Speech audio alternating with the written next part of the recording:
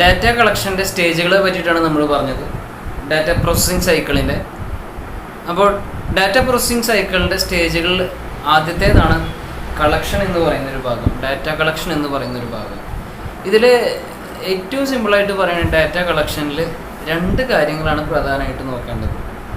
ഒന്നെന്ന് വെച്ചാൽ നമ്മൾ എടുക്കുന്ന ഡാറ്റ, അതായത് ഫസ്റ്റ് സ്റ്റെപ്പാണല്ലോ, അതുകൊണ്ട് തന്നെ ഒരു ബേസ്മെൻ്റാണ്. വീട് പണിയുമ്പോൾ അതിൻ്റെ തറ എങ്ങനെ ശരിയാക്കുന്നു എന്നുള്ള പോലെ ഏറ്റവും ബേസ്മെൻ്റ് ആയിട്ടുള്ള കാര്യമാണ് കളക്ഷൻ, ഫസ്റ്റ് സ്റ്റേജാണ്. അപ്പോൾ അതിൽ നമ്മൾ ഡാറ്റ എങ്ങനെ എടുക്കുന്നോ അതിനെ ബേസ് ചെയ്തിരിക്കും output. The output of the entire data processing is heavily depend upon this first stage known as data collection. ഈ ഒരു പോയിൻ്റാണ് നമ്മൾ ആദ്യം പറയേണ്ടത്. രണ്ടാമതായിട്ട് നമ്മൾ പറയേണ്ട ഒരു point, the data in the stage of data collection it should be defined and accurate. വളരെയധികം കൃത്യതയാർന്നതും അതുപോലെ തന്നെ ആവശ്യമുള്ളതുമായ കാര്യങ്ങൾ, അത്രയും ബ്രീഫായിട്ടുള്ള ആവശ്യമുള്ളത് കൃത്യതയായിട്ടുള്ള ഡാറ്റ മാത്രമേ കൊടുക്കാൻ പാടുള്ളൂ. ഈ രണ്ട് പോയിന്റുകൾ ഈ ഒരു കാര്യത്തിൽ നമ്മൾ നോക്കിയാൽ മതി. ഒന്നാമത്തെ കാര്യം, നമ്മൾ എടുക്കുന്ന ഡാറ്റ അതെന്തായിരിക്കും, ഔട്ട്പുട്ടിനായിട്ട് ഔട്ട്പുട്ടിനെ നല്ലോണം ഡിപ്പെൻഡ് ചെയ്തിരിക്കും. അതാണ് ഒന്നാമത്തെ കാര്യം. സോ അതുകൊണ്ട് നമ്മൾ ആക്യുറേറ്റും ഡിഫൈൻഡും ആയിട്ടുള്ള ഡാറ്റ വേണം ഇതിൽ നമ്മൾ കളക്ട് ചെയ്യാം. ഡാറ്റ കളക്ഷനിൽ നമ്മൾ ശ്രദ്ധിക്കുക. ഈ രണ്ട് പോയിന്റുകൾ നിങ്ങൾ ഈ ഒരു ഭാഗത്ത് ശ്രദ്ധിച്ചാൽ മതി. ഡാറ്റ കളക്ഷൻ എന്നുള്ള ഒരു ഭാഗത്ത് ശ്രദ്ധിച്ചാൽ മതി. ഡാറ്റ പ്രോസസ്സിംഗ് സൈക്കിളിലെ ഫസ്റ്റ് സ്റ്റേജായ കളക്ഷൻ എന്ന ഭാഗത്ത് ശ്രദ്ധിച്ചാൽ മതി. ഓക്കെ, എൻ്റെ സ്റ്റേറ്റ്മെൻറ്റുകൾ ഞാൻ നേരത്തെ പറഞ്ഞു, ഞാൻ ഒന്നുകൂടെ പറയാം.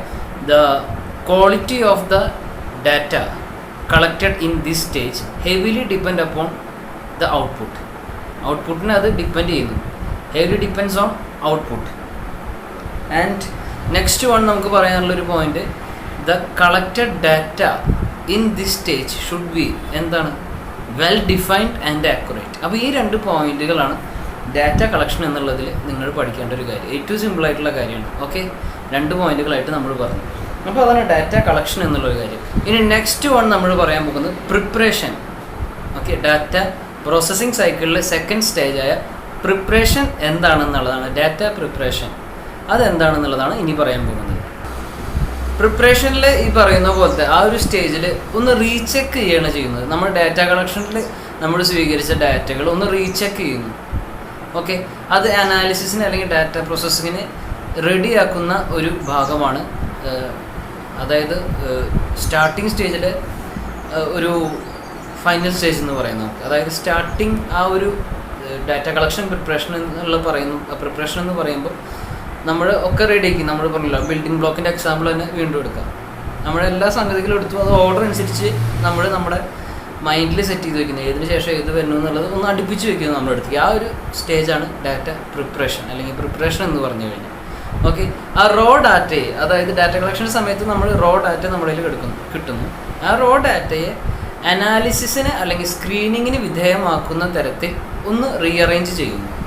Okay, the raw data collected in the stage of data collection should be changed for, അല്ലെങ്കിൽ എന്താ പറയുക,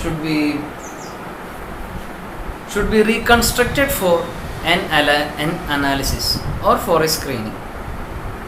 അപ്പോൾ എന്തുണ്ടാകുന്നു, അപ്പോൾ അതിൽ നമുക്ക് ഇനി എന്തെങ്കിലും എറേഴ്സോ അല്ലെങ്കിൽ മിസ്ലീഡിങ് ഫാക്ട്സോ എന്തെങ്കിലും ഉണ്ടെങ്കിൽ അത് കണ്ടുപിടിക്കാൻ പറ്റുന്നു.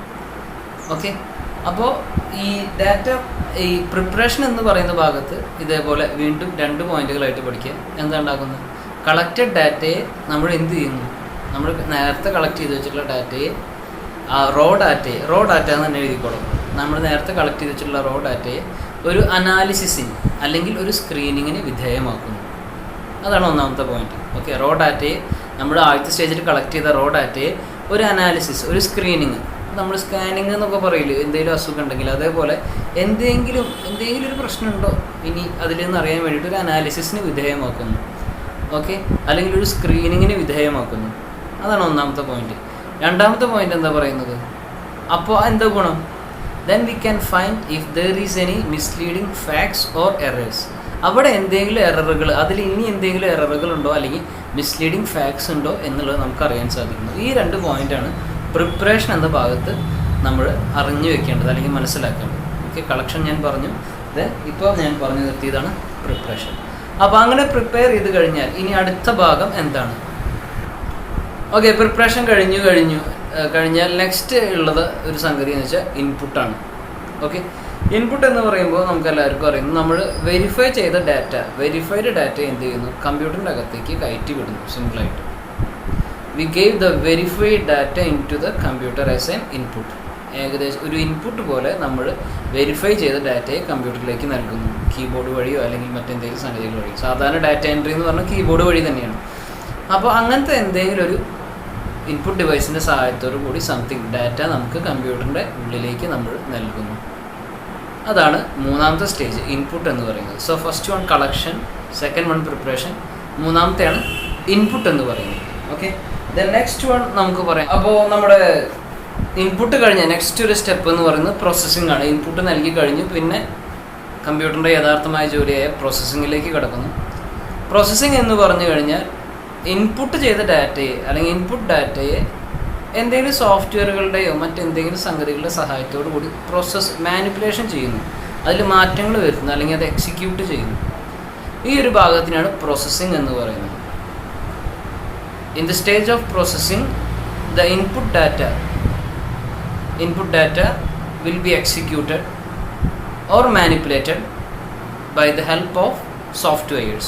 സോഫ്റ്റ്വെയറുകളുടെ സഹായത്തോടു കൂടി ഇൻപുട്ട് ഡാറ്റയെ എക്സിക്യൂട്ട് ചെയ്യുന്നു അല്ലെങ്കിൽ മാനിപ്പുലേറ്റ് ചെയ്യുന്നു. ആ ഒരു സ്റ്റേജിനെയാണ് പ്രോസസ്സിംഗ് എന്ന് പറയുന്നത്. ഓക്കെ, ഇപ്പോൾ നമ്മൾ നാലാമത്തെ സ്റ്റേജാണ് പറഞ്ഞത്, പ്രോസസ്സിംഗ് എന്ന് പറഞ്ഞത്. ഇൻപുട്ട് ഡാറ്റ കിട്ടി, അതിനെ നമ്മൾ കമ്പ്യൂട്ടറിൽ ചില സോഫ്റ്റ്വെയറുകളുടെ സഹായത്തോടു കൂടി പ്രോസസ്സ് ചെയ്തു. അതാണ് ഇവിടെ സംഭവിക്കുന്നത്. ഓക്കെ, ആഫ്റ്റർ ദ പ്രോസസ്സിംഗ് പിന്നെ നമുക്ക് പറയാനുള്ളൊരു കാര്യം ഔട്ട്പുട്ടിനെ പറ്റിയിട്ടാണ്. പ്രോസസ്സ് കഴിഞ്ഞാൽ പിന്നെ നെക്സ്റ്റ് സ്റ്റേജ് നമുക്കെല്ലാം അറിയാവുന്ന പോലെ ഔട്ട്പുട്ടാണ്. അപ്പോൾ ഔട്ട്പുട്ട് എന്നുള്ള സ്റ്റേജിൽ എന്താണ് ഉണ്ടാകുന്നത്? ഡാറ്റ ഇൻപുട്ട് നൽകി കഴിഞ്ഞു, പ്രോസസ്സ് ചെയ്തു, അതിൽ ചില മാനിപ്പുലേഷൻസ് അല്ലെങ്കിൽ ഒരു എക്സിക്യൂഷൻ നടന്നു, നമുക്ക് ആവശ്യമുള്ള ഔട്ട്പുട്ടായി, യൂസർക്ക് ആവശ്യമുള്ള ഔട്ട്പുട്ടായി. ആ ഔട്ട്പുട്ട് നമ്മളിലേക്ക് വിവിധ തരം ഔട്ട്പുട്ട് ഡിവൈസുകളിലൂടെ നമ്മളിലേക്ക് എത്തുന്നു. ഓക്കെ, ദെൻ നമ്മൾ ഇൻ്റർപ്രറ്റ് ചെയ്യുന്നു. അപ്പോൾ ആ ഒരു സ്റ്റേജിനാണ് ഔട്ട്പുട്ട് ആൻഡ് ഇൻ്റർപ്രിറ്റേഷൻ. പ്രോസസ്സിങ് കഴിഞ്ഞാലുള്ള നെക്സ്റ്റ് സ്റ്റേജാണ്. ഓക്കെ, ഔട്ട്പുട്ട് ആൻഡ് ഇൻ്റർപ്രിറ്റേഷനിൽ ഈ പറയുന്ന പോലെ പ്രോസസ്സ് ചെയ്ത് കഴിഞ്ഞ ഡാറ്റ അല്ലെങ്കിൽ ഇൻഫോർമേഷൻ ആയി കഴിഞ്ഞിട്ടുള്ള ആ ഒരു സംഗതി യൂസർക്ക് ട്രാൻസ്മിറ്റ് അല്ലെങ്കിൽ യൂസറുടെ കയ്യിൽ എത്തപ്പെടുന്നു by using various output devices. The processed data അല്ലെങ്കിൽ the processed information transmitted to the user by various output devices. After that, the user should be interpret the data. Then only it will be meaningful and can be useful for the future purpose അല്ലെങ്കിൽ future decision. ഈ പറയുന്ന പോലെ process ചെയ്ത് കഴിഞ്ഞ data അല്ലെങ്കിൽ information യൂസറുടെ കൈകളിലേക്ക് എത്തുന്നു. എങ്ങനെ? By the ways of different output devices. പലതരം ഔട്ട്പുട്ട് ഡിവൈസുകളുടെ സഹായത്തോടു കൂടി പ്രോസസ്സ് ചെയ്ത ആ ഡാറ്റ അല്ലെങ്കിൽ ഇൻഫോർമേഷൻ യൂസറുടെ കൈകളിലേക്ക് എത്തുന്നു. അത് എത്തിക്കഴിഞ്ഞാൽ യൂസർ എന്ത് ചെയ്യണം? അത് ഇൻ്റർപ്രറ്റ് ചെയ്യണം. ആ ഒരു ഇൻഫോർമേഷൻ യൂസ് ചെയ്യണം, അതെടുത്ത് അനാലിസിസ് ചെയ്യണം. അപ്പോൾ അങ്ങനെ എടുത്ത് നോക്കിയാൽ മാത്രമാണ് ആ ഡാറ്റ കൊണ്ട് അദ്ദേഹത്തിന് ഫ്യൂച്ചർ യൂസ്, ഭാവിയിലേക്കുള്ള ഉപകാരങ്ങൾ അല്ലെങ്കിൽ ഡിസിഷൻ മേക്കിംഗ് അങ്ങനത്തെ കാര്യങ്ങൾക്ക് അത് യൂസ്ഫുൾ ആവും. സോ ഔട്ട്പുട്ട് ആൻഡ് ഇൻ്റർപ്രിറ്റേഷൻ എന്നുള്ളതാണ് ഒരു ഫിഫ്ത്ത് സ്റ്റേജിൽ നമുക്ക് പറയാനുള്ളത്. അത് കഴിഞ്ഞു നമ്മൾ ലാസ്റ്റ് സ്റ്റേജ്, ഒരു ഡാറ്റ പ്രോസസ്സിംഗ് സൈക്കിളിലെ ലാസ്റ്റ് സ്റ്റേജിലേക്ക് കിടക്കുകയാണ്. ആ ഒരു സ്റ്റേജിൻ്റെ പേരാണ് സ്റ്റോറേജ് എന്ന് പറയുന്നത്. ഓക്കെ, സ്റ്റോറേജ് എന്ന് പറയുന്നത് ഔട്ട്പുട്ടിൽ നമുക്ക് കിട്ടിയ ഒരു ഡാറ്റ നമ്മൾ സ്റ്റോർ ചെയ്ത് വെക്കുന്നു. നമ്മൾ ഫോട്ടോ എടുത്ത് നമ്മൾ സേവ് ചെയ്ത് വെക്കുന്ന പോലെ കമ്പ്യൂട്ടറിൽ നിന്ന് ഔട്ട്പുട്ടായിട്ട് കിട്ടുന്ന ഒരു ഡാറ്റ നമ്മൾ സ്റ്റോർ ചെയ്ത് വെക്കുന്നു. ആ ഒരു ഭാഗത്തിനെയാണ് സ്റ്റോറേജ് എന്ന് പറയുന്നത്. The processed data or the output can be stored for the future usage. ഭാവിയിലേക്കുള്ള ഉപയോഗത്തിനായിട്ട് നമുക്ക് ആ പ്രോസസ്സ് ചെയ്ത ഡാറ്റ അല്ലെങ്കിൽ ഇൻഫോർമേഷൻ സ്റ്റോർ ചെയ്ത് വെക്കാം. ആ ഒരു ഭാഗത്തിനെയാണ് ഇവിടെ സ്റ്റോറേജ് എന്ന് പറയുന്നത്. അതിനായിട്ട് ഇപ്പോൾ മിക്ക കമ്പ്യൂട്ടറുകളിലും സെക്കൻഡറി സ്റ്റോറേജ് എന്നുള്ളൊരു മെമ്മറി അല്ലെങ്കിൽ ഒരു ഹാർഡ് ഡിസ്ക് ഉണ്ടായിരിക്കും. നമ്മുടെ ഫോണിൽ മെമ്മറി കാർഡൊക്കെ ഇടുന്ന പോലെ അല്ലെങ്കിൽ ഇൻറ്റേർണൽ മെമ്മറി ഒക്കെ ഉള്ള പോലെ തന്നെ സിസ്റ്റത്തിൽ അത്തരത്തിലുള്ളൊരു സെറ്റപ്പ് ഉണ്ട്. അപ്പോൾ അങ്ങനത്തെ ആ ഒരു ഔട്ട്പുട്ട് ചെയ്ത ഡാറ്റനെ നമ്മൾ ശേഖരിച്ച് ഫ്യൂച്ചർ യൂസിന് വേണ്ടി സേവ് ചെയ്ത് വെക്കുന്നതിനെയാണ് ഇവിടെ എന്ത് പറയുന്നത്,